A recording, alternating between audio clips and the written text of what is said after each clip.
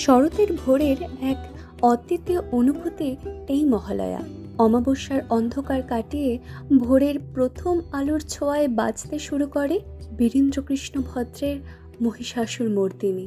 ঘুম ভাঙা ভোরে আকাশের হালকা কুয়াশায় রেডিওর আওয়াজে এক অদৃশ্য সেতু গড়ে ওঠে দেবী দুর্গা আর মানুষের মধ্যে।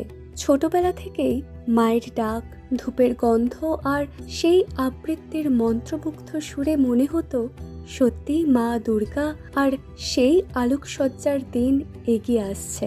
স্কুল ছুটির অপেক্ষা, নতুন জামার স্বপ্ন, কাশফুলের দোলা, সব কিছুর শুরু যেন এই ভোর থেকেই।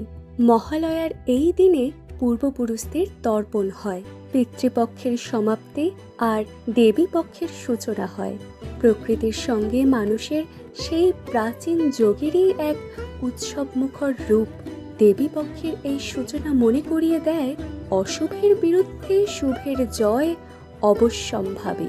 তবে আজ রেডিওর জায়গা নিয়েছে মোবাইল অ্যাপ, ইউটিউব বা টিভি সম্প্রচার। তবুও ভোরের সেই অনুভূতি, সেই শিহরণ আজও একই রকম। বীরেন্দ্রকৃষ্ণ ভদ্রের কণ্ঠে মহিষাসুর মর্দিনী শুনলেই মনে হয় সময় যেন থমকে দাঁড়িয়েছে। শৈশবের সেই ভোর আবার ফিরে এসেছে।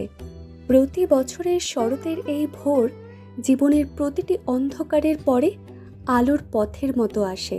তাই মা দুর্গার আহ্বানে শুরু হোক নতুন আশার দিন। শুভ শক্তির জয় আর অন্তরের সমস্ত অশুভের অবসান ঘটুক। পুজো সবার ভালো কাটুক। শুভ শারদিয়া।